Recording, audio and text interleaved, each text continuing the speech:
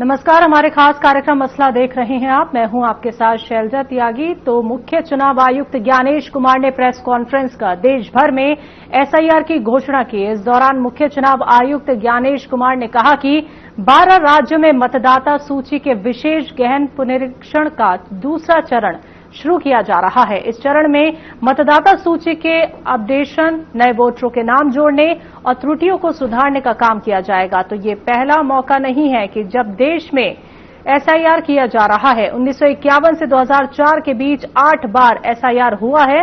तो मुख्य चुनाव आयुक्त ज्ञानेश कुमार ने यह भी कहा कि राजनीतिक दलों ने कई मौकों पर मतदाता सूचियों की गुणवत्ता का मुद्दा उठाया है। तो मुख्य चुनाव आयुक्त ने कहा कि कई कारण हैं जिसकी वजह से एसआईआर जैसी प्रक्रिया की जरूरत है।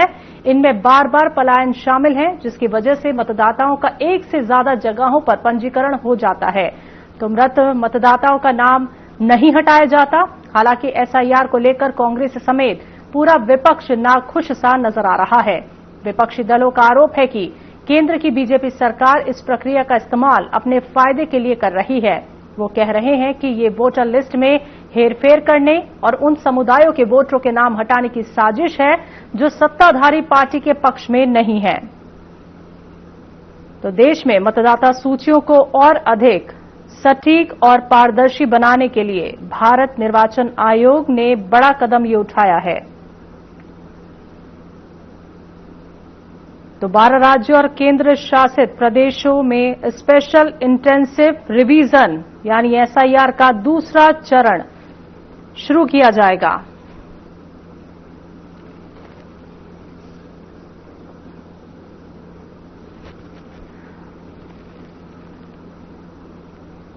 तो इसी पर हमारे साथ हमारे दो खास मेहमान जुड़ गए हैं जिनसे हम बातचीत करेंगे। रामराजी शर्मा जी, बीजेपी प्रवक्ता, योगेश सिंहांग, कांग्रेस के प्रवक्ता। आप दोनों का बहुत बहुत स्वागत है। रामराजी शर्मा जी, पहला सवाल मेरा आप ही से है। कल से एसआईआर लागू होने वाली है। एक बड़ा कदम यहां पे उठाया गया है चुनाव आयोग की तरफ से। तो मैं आपसे ये जानना चाहती हूं, बहुत सारे ऐसे भी लोग हैं जिन्हें ये नहीं पता है कि एसआईआर क्या है, क्यों जरूरी है। एक तो मैं इस पर आपसे जानना चाहूंगी, और क्या इसके लागू होने के बाद पारदर्शिता और ज्यादा बढ़ जाएगी? देखो, आपके चैनल के माध्यम से सबसे पहले तो मैं प्रदेश की देवतुल्य जनता जनार्दन को राम राम करना चाहूंगा। और आज छठ महापर्व का बड़ा ऐतिहासिक त्योहार के रूप में जाना जाता है, उसकी भी मैं बधाई देना चाहूंगा। और आज बंदा वीर बहादुर जी का आज जयंती है उनको भी मैं नमन करना चाहूंगा। और डॉक्टर मंगल सेन जो हमारे पूर्व उप मुख्यमंत्री रहे हैं हमारे, उनकी भी जयंती है आज। उनको भी मैं अपना नमन करना चाहूंगा, श्रद्धा सुमन अर्पित करना चाहूंगा। और दूसरा मैं आपको बताना चाहूंगा, माननीय मुख्य चुनाव आयुक्त ज्ञानेश कुमार जी ने जो विशेष गहन पुनर्निरीक्षण का जो दूसरा, जिसको एसआईआर कहते हैं, ये दूसरा चरण में 12 राज्यों और केंद्र शासित प्रदेशों से शुरू होने वाला है। ये बहुत अच्छा रहेगा। इससे और ज्यादा पारदर्शिता आएगी और इससे शुद्धिकरण होगा इसमें मतदाता सूचियों में। क्योंकि एक एक वोटर है, उसका 3-3, 4-4 जगह नाम है। कहीं वो गांव में रहता है, फिर वो नौकरी कहीं और करता है, और कहीं रिश्तेदारी में भी उसने नाम पंजीकृत करा रखा है। तो इससे मैं समझता हूँ और ज्यादा पारदर्शिता आएगी और सभी ने इसका स्वागत करना चाहिए। इसमें कोई किंतु परंतु वाली बात नहीं है। और आपके चैनल के माध्यम से मैं सभी प्रदेशवासियों को, देशवासियों को अपील करता हूं कि इसमें सहयोग करें। ये पारदर्शिता लाने के लिए बहुत जरूरी है। और जिस तरह से पहले भी ऐसा होता आया है और अब भी हो रहा है, ये एक मैं समझता हूं समय की मांग है। और जिस तरह से कुछ राज्यों में कुछ लोगों ने, दिल्ली को ले लो और अन्य राज्यों को ले लो, घुसपैठिए घुसा दिए थे, उनके मतदाता सूचियों में नाम दे दिया था, कहीं ये रोहिंग्या मुसलमान हैं, कहीं और हैं। तो ये और ज्यादा पारदर्शिता लाने के लिए जरूरी है। मतदाता सूचियों का शुद्धिकरण जरूरी है, उनका निरीक्षण जरूरी है, उनकी गहन जांच जरूरी है। तो इससे और ज्यादा पारदर्शिता आएगी। और आज जैसे मैंने आपको पहले बताया, आज छठ महापर्व का बड़ा ऐतिहासिक दिन है। और आज माननीय मुख्यमंत्री जी ने पंचकुला में भाग लिया और सभी पूर्वांचल वाले भाइयों को, सभी प्रदेशवासियों को, देशवासियों को इसकी बधाई दी है माननीय मुख्यमंत्री जी ने और सबके उज्जवल भविष्य, उत्तम स्वास्थ्य और दीर्घायु की कामना की है। और जैसा कि आपको मालूम है, हमारा देश एक बहुत ही मजबूत और पॉपुलर विश्व के सबसे लोकप्रिय और ताकतवर प्रधानमंत्री जी की अगुवाई में बहुत आगे बढ़ रहा है और उन्होंने सपना देखा है भारत को विकसित राष्ट्र बनाने का 2047 तक जी। और अनेकों ऐसे ऐतिहासिक कार्य उनकी अगुवाई में हुए हैं। तो इस बात के लिए भी मैं अपने प्रदेश की जनता को बताना चाहूंगा कि जिस तरह से एक भव्य ऐतिहासिक राम मंदिर का निर्माण हुआ, धारा 317 और 35 से जम्मू कश्मीर से हटाई गई और जिस तरह से विशेष मैं समझता हूं एक हरियाणा भी जिस तरह से मैं IMT 10 और बढ़ाई जा रही है, हमारे मुख्यमंत्री जी की अगुवाई में बहुत आगे बढ़ रहा है और जिस तरह से रोडों का जाल बिछ गया है, हमारा बुनियादी ढांचा मजबूत हुआ है और मुख्यमंत्री जी जिस तरह से जनता की सेवा में 24 घंटे समर्पित रहते हैं, छत्ती बरादरी का आशीर्वाद है और छत्ती बरादरी का आशीर्वाद से केंद्र में तीसरी बार लगातार सरकार बनी, छत्ती बरादरी का आशीर्वाद से लगातार तीसरी बार हरियाणा में सरकार बनी, दूसरी बार हमारे मुख्यमंत्री जी मुख्यमंत्री बने। ठीक है। तो ये सब जनता के आशीर्वाद से संभव हो पाया। जी योगेश जी, आपसे मेरा सवाल है, विपक्ष को पारदर्शी सिस्टम से डर क्यों लग रहा है? देखिए शैलजा जी, सबसे पहले आपके माध्यम से सभी दर्शकों को और भाजपा प्रवक्ता शर्मा जी को राम राम नमस्कार। और देखिए, बिल्कुल स्वाभाविक सी बात है, देश में जब से हमें आजादी मिली अंग्रेजी हुकूमत से, तो एक बहुत ही हमारा जो संविधान है जिसमें विधायिका, कार्यपालिका, न्यायपालिका 3 स्तंभ है संविधान के और चौथा मजबूत जो स्तंभ है वो मीडिया को माना जाता है। तो जो तीनों स्तंभ है उनकी मजबूती, ट्रांसपेरेंसी वो दिखनी भी चाहिए और होनी भी चाहिए सिस्टम में। अब जहां तक देखिए, आप जो संवैधानिक संस्थाओं की बात है, जो फ्री एंड फेयर ट्रांसपेरेंसी से चुनाव करवाता है चुनाव आयोग, देश में मैं समझता हूं, मुझे जहां तक याद है, ऐसा पहली बार हुआ है कि चुनाव आयोग की विश्वसनीयता पर सवाल उठे हैं।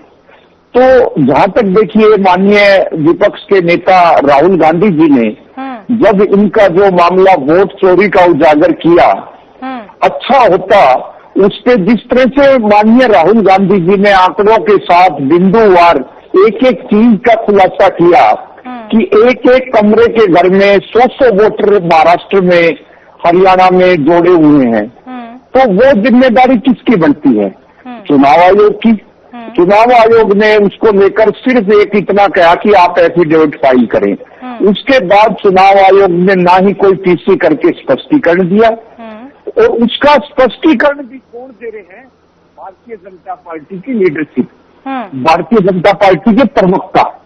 तो जो कार्य चुनाव आयोग को करना चाहिए वो आज भारतीय जनता पार्टी कर रही है। ये देखिए, चुनाव आयोग के लिए जो राष्ट्रीय राजनीतिक दल है या जो भी उसके लिए मान्यता प्राप्त दल है, वो सभी एक समान नजरिए से उन्हें देखना चाहिए। और उसके साथ साथ हम ये नहीं कहते पुनर्निरीक्षण ना हो, लेकिन उसके साथ साथ जो SIR की प्रक्रिया है उसमें आपका जो इलीगल आपने जो वोटर जोड़े हुए हैं गलत ढंग से, एक बार तो जहां जहां चुनाव आता है वहां उन्हें ऐड कर दिया जाता है। और भारतीय जनता पार्टी की जो परंपरा रही है, जैसे शर्मा जी अभी बता रहे थे, आज हमारे बहुत बड़ा छठ का पर्व है, उसकी शुभकामनाएं हैं। और तो मैं शर्मा जी से ये भी आग्रह करता हूँ, छठ का पर्व हर साल आता है, वो हर 500 साल इसी तरह उसका सेलिब्रेशन हो। ये नहीं कि बिहार में चुनाव आए आपको याद आ गई। जहाँ ये जो माननीय मोदी जी, अमित शाह जी हर समय जिस प्रदेश में चुनाव आते हैं वहां निकल लेते हैं। आज हरियाणा को ये क्यों भूल गए? आज आप देखिए, इन्होंने दिवाली तक जो बाढ़ पीड़ित को, किसानों को जो मुआवजा देने की घोषणा पोर्टल पे की थी, वो आज तक नहीं दिया। तो ये सरकार है, क्योंकि यहाँ के चुनाव में वक्त है, कई जी हरियाणा के चुनाव में, तो इन्हें आज हरियाणा की जरूरत नहीं है। अब आप देखिए, जब आप हरियाणा के चुनाव आपने वोट चोरी से किसी तरह हो, हमने राहुल गांधी जी ने तथ्यों के साथ बात रखी, तो उसका आपने जो प्रक्रिया है, वो प्रक्रिया आप केवल एक पार्टी को अगर फायदा पहुंचाने के लिए करते हो तो उसका हम विरोध करते हैं। अगर जेन्युइन आप करते हो, एक तरफ तो इंडिया में डिजिटल युग है, अब क्यों नहीं उन्हें आधार कार्ड से लिंक करते? क्यों 3-3, 4-4 जगह वोट बन जाते हैं? क्यों आप सही ढंग से प्रक्रिया ऐसी नहीं अपनाते? क्योंकि ये उनको लिबरल करना चाहते हैं। जो मैं कहता हूं चुनाव आयोग, जुडिशरी, ये चीजें तो माननीय मोदी जी को कम से कम, ठीक है प्रधानमंत्री है, वक्त है उनका, लेकिन आज उनका वक्त डाउनफॉल आप देख रहे हो। पिछले 6 महीने से जब से इन्होंने ऑपरेशन सिंदूर का ड्रामा किया था, पब्लिक में वो पूरी तरह से लोगों ने नकार दिया है, क्योंकि लोग रोजगार चाहते हैं, शिक्षा चाहते हैं, एक नया भारत। ये नया भारत है जिसकी हमने कल्पना करके जनता ने उनको 400 पार का आईना दिखा दिया, नहीं तो ये संविधान बदलना चाहते थे। आज भी ये संविधान पे इनका हमला, इनके पूर्व के सुपर सीएम है मनोहर लाल खट्टर जी, 3 दिन पहले इन्होंने संविधानिक, जिन्होंने बाबा साहब जिन्होंने संविधान बनाया, उनके ऊपर हमला कर दिया। अरे आप क्या कर रहे हो? क्यों आप इतनी मनोवती सोच लेकर चलते हो? संविधान निर्माता डॉक्टर भीमराव अम्बेडकर जी का आपको सम्मान करना चाहिए। जब बात बढ़ी तो कहा कि मीडिया मेरे बयान को घुमा फिरा कर पेश करता है। बाबा साहब का आपके दिल में उनके लिए सम्मान नहीं है, तो हम क्या आपसे एक देश और प्रदेश उम्मीद कर सकता है? उनके ऊपर, माननीय खट्टर साहब के ऊपर कोई कार्रवाई नहीं की, उन्हें कोई नोटिस नहीं दिया गया। पार्टी ये छह देती है। इतने लोगों ने गलत बयान किए भारतीय जनता पार्टी में, आप उसके पहले भी देख चुके हो, चाहे इनकी अभिनेत्री कंगना रानौत हो, जितने भी नेताओं ने, जो इनके मध्य प्रदेश के जो मंत्री थे, ऑपरेशन सिंदूर के दौरान हमारी बेटी के लिए किस तरह से अभद्र भाषा का प्रयोग किया था उन्होंने, तो पूरा देश जानता है, तो भी उन्होंने बर्खास्त नहीं किया उनको। तो ये लोग अपनी जो भारतीय जनता पार्टी की जो सोच, संविधान विरोधी सोच है, इनकी दलित विरोधी सोच है, आप देख चुके हो किस तरह से हमारे IPS वाई पूर्ण कुमार जी को न्याय नहीं मिला, तो उन्हें सुसाइड तक करना पड़ा। तो ये संविधान को इन्होंने तार किया हुआ है संजय जी, और पूरा प्रदेश इनकी आप देखिए किस तरह के ये ड्रामे करते हैं। उसके साथ साथ माननीय खट्टर साहब, हमारी परंपरा नहीं है प्रदेश की, और अपनी जमीन अपने भाई को बेचने का ड्रामा करते हैं, और वो पैसे कह रहे हैं प्रधानमंत्री आपको उसमें मैं दे रहा हूँ। तो आप ठीक है कि तो आपके ड्रामेबाजी को पूरा प्रदेश समझता है। जी। आपकी तो सोच है संजय जी, आज प्रदेश के युवाओं को ना रोजगार है, ना शिक्षा है, ना आप लोगों के साथ आपने देखिए किस तरह से कानून अधिकारियों की नियुक्ति के लिए इन्होंने क्या फार्मूला अपनाया, ठीक है, कि लोगों के लिए कि आपके लिए कानून की जानकारी होना ही आवश्यक नहीं है, हाई कोर्ट ने उस पर रोक लगाई। आप देखिए कितनी बड़ी बात है। ये जो भर्ती, जो ये खर्ची से जो ड्रामा करते हैं, सारी खर्चियों से भर्ती करते हैं, भर्ती करते नहीं है। ठीक है। रामराजी शर्मा जी, क्या जवाब देंगे इनकी बातों का आप? जो योगेश सिन्हा जी इतने सारे आरोप लगा रहे हैं, मुद्दा तो अभी हमारा ये था कि हम SIR पे बात करें, लेकिन आरोप प्रत्यारोप लगातार चलते रहेंगे, तो आप इनकी बात का क्या जवाब देंगे? देखो, हमारे भाई ने आदरणीय मनोहर लाल जी के बारे में कहा, मैं इनको बताना चाहूंगा भाई ये ड्रामा नहीं है, और मनोहर लाल जी संत मनोहर लाल हैं, त्यागी तपस्वी हैं वो, और उन्होंने बहुत बड़ा त्याग किया है, और अपने जो उनके हिस्से की जमीन थी उसको बेच के और प्रधानमंत्री राहत कोष में उन्होंने दान किया है। ये बहुत बड़ा मैं समझता हूँ दान है। और जी देखो पहले जब वो मन ने क्या कहा, देखो उन्होंने अपने हिस्से की जमीन है, और मैंने उनको ये भी कहा संत भी है, त्यागी है, तपस्वी है, उन्होंने बहुत बड़ा त्याग किया है और बड़े उन्होंने एक ऐसा इतिहास कायम किया हरियाणा में। मैं समझता हूँ जितनी उनकी तारीफ करी जाए उतनी कम है। उस टाइम में वो मुख्यमंत्री थे और हरियाणा में पहले भर्तियां परिवारवाद, क्षेत्रवाद, भाई भतीजावाद, जातिवाद के आधार पर होती थी। उन्होंने कहा कि भाई पूरा परिवार मेरा परिवार है, पूरा हरियाणा के बच्चे मेरे परिवार के बच्चे हैं, तो मैं किसी का हक नहीं मारूंगा। और उन्होंने बिना खर्ची बिना पर्ची के मेरिट के आधार पर भर्तियां करी। जिस घर की 3-3 पीढ़ी खाली चली थी, जिस घर से कोई चपड़ासी तक नहीं लगा था, आज उस घर का बेटा, किसान का बेटा, मजदूर का बेटा, गरीब का बेटा तलाक वाला अफसर लग रहा है, गस्टेड अफसर लग रहा है, जिसके पास में जीवन तक का भाड़ा तक नहीं। ये मनोहर लाल जी ने शुरू किया और उनका अनुसरण जी हरियाणा का गुजरात के जरूर लगे हैं। और आप बता दीजिए मुझे एक ऐसा उदाहरण। हाँ, चपड़ासी जरूर लगाए हैं, चपड़ासी जो पीएचडी किए हुए शैलजा जी, जिनकी योग्यता थी। जी योगेश जी, बात पूरी कीजिए। देखिए शैलजा जी, मैं इनकी बात का जवाब दे रहा था, शर्मा जी की बात का। हमारे देखिए, मैं बात जो हमारे गांव के देहात से जुड़े हुए जो भी लोग हैं, जनता जानती है, अगर कोई अविवाहित परिवार में अगर होता है तो वो अपनी जमीन, जो उनकी पुश्तैनी जमीन होती है, एंसिस्टल प्रॉपर्टी जिसको बोलते हैं, वो यूं बेच के नहीं जाता। वो हमारी धार्मिक और मैं कहता हूँ संस्कृति के खिलाफ ये कदम उठाया उन्होंने। और ये योगेश जी, ब्रेक के बाद आपके पास आऊंगी मैं, बात आपकी पूरी हम सुनेंगे, लेकिन वक्त है एक छोटे से ब्रेक का।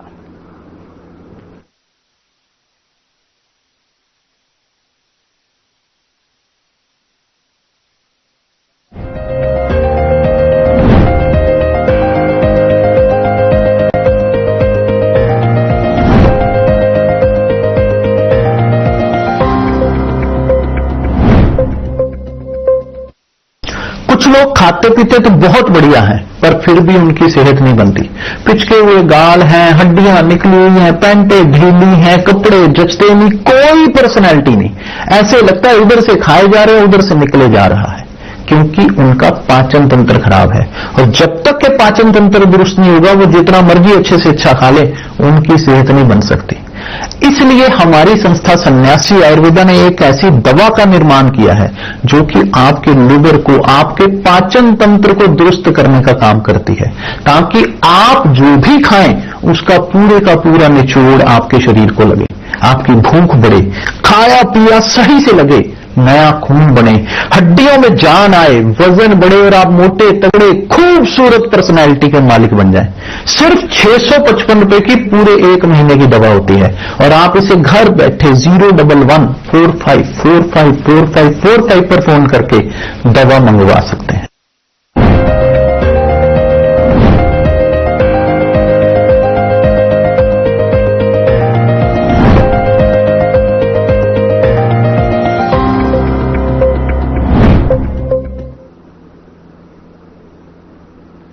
ब्रेक के बाद एक बार फिर से आप सभी का स्वागत है। तो हम अपनी चर्चा को आगे बढ़ाते हैं और योगेश जी, आपसे सवाल है मेरा, क्योंकि यहाँ पे आज हम मसला में बात कर रहे हैं एसआईआर को जो लागू किया जा रहा है चुनाव आयोग की तरफ से। आप लगातार जो विपक्ष है वो चुनाव आयोग पे सवाल खड़े करती है और आपने अभी सवाल भी खड़ा कर दिया कि सरकार की वजह से ये सब हो रहा है, लेकिन ये तो चुनाव आयोग का अपना एक फैसला है।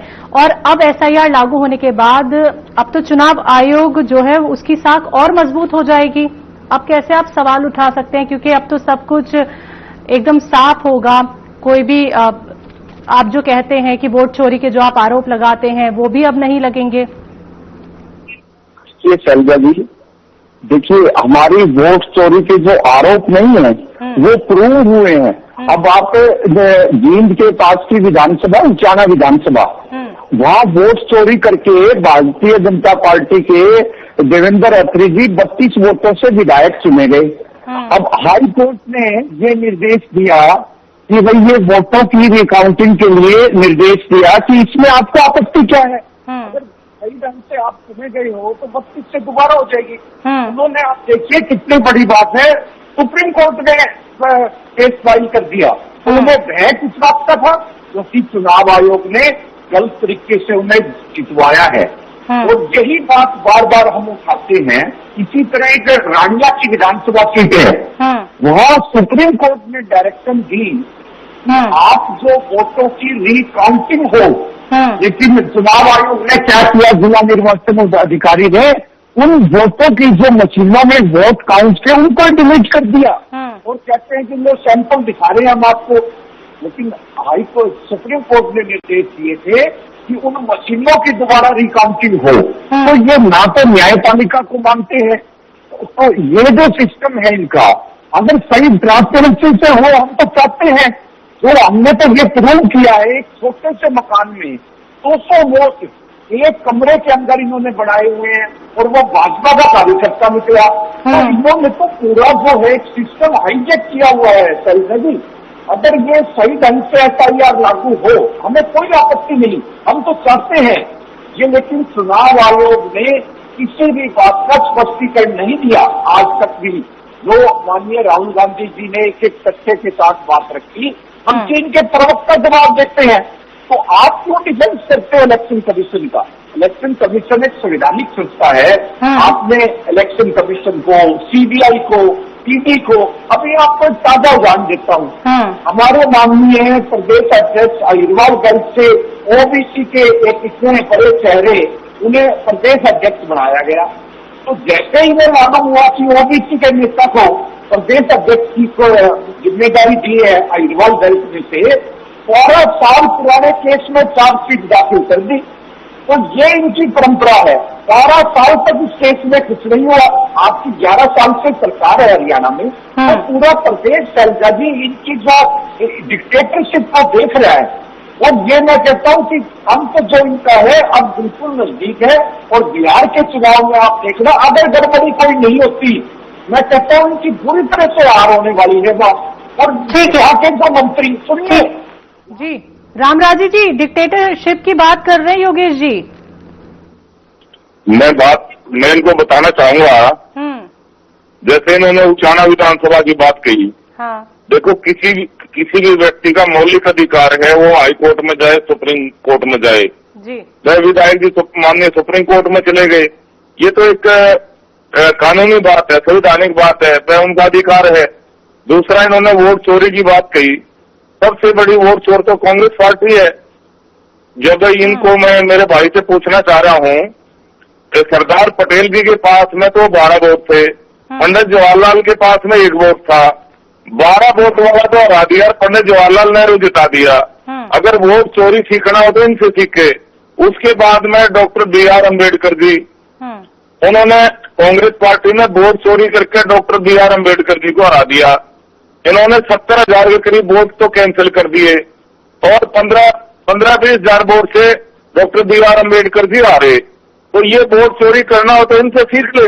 और जहां तक संविधान के ऊपर इन्होंने बात की, संविधान का उल्लंघन, लॉ का वायलेशन करा तो सबसे ज्यादा कांग्रेस पार्टी ने किया है। इन्होंने इमरजेंसी लगाई, इंदिरा जी ने, वहां पे क्या किया, जो हिंदू भाई है उनका पकड़ के नसबंदी कर दिया और मुसलमान भाइयों को छेड़ा तक नहीं। क्योंकि वे भारत को मुस्लिम राष्ट्र बनाना चाह रहे थे।